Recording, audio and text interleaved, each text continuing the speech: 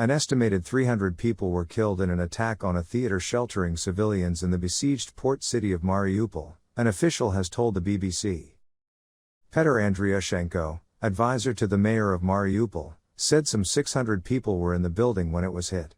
The attack is believed to have caused the worst known loss of life in a single strike since the invasion began. Communication with Mariupol remains difficult, so it is hard to independently verify information. Russia has denied carrying out the attack, which has been widely condemned. At the time of the strike, the word children had been written in giant letters on the ground outside the theater building in the center of the city. In the wake of the attack, both Dmytro Kuleba, the Ukrainian foreign minister, and the city council accused Russia of committing a war crime. The BBC spoke to survivors of the bombing who described mothers searching for their children under the rubble, and a 5-year-old child screaming that he did not want to die. Mr. Andriushenko told the BBC's NewsHour program that 600 people were inside the building before the attack, with about 300 of those in a basement shelter. He said officials were able to check the death toll because they had a record of who was in the theater before the missile strike and had spoken to survivors. The authorities had not been able to start a rescue operation because of street fighting and continued Russian shelling nearby. Earlier, Mariupol City Hall cited a similar death toll in a Telegram post.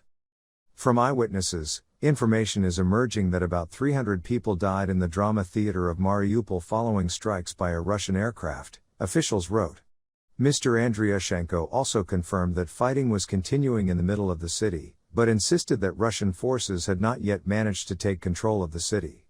The port city of Mariupol is key to Russia's military campaign.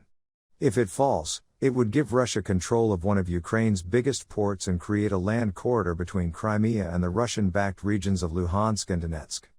The tragedy at the theater in Mariupol will be remembered as an unacceptable, unjustified, and probably deliberate, attack on civilians.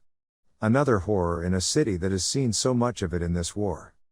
The site, a huge Soviet-era building in the middle of a square in the city center, had been clearly marked as a civilian shelter, with the word children written in Russian on the ground outside. It is impossible it was attacked by mistake. Hundreds of civilians, mainly women with children and elderly people, had gone there fleeing homes that were no longer safe, or no longer standing. They thought it was a place where they would find relative protection.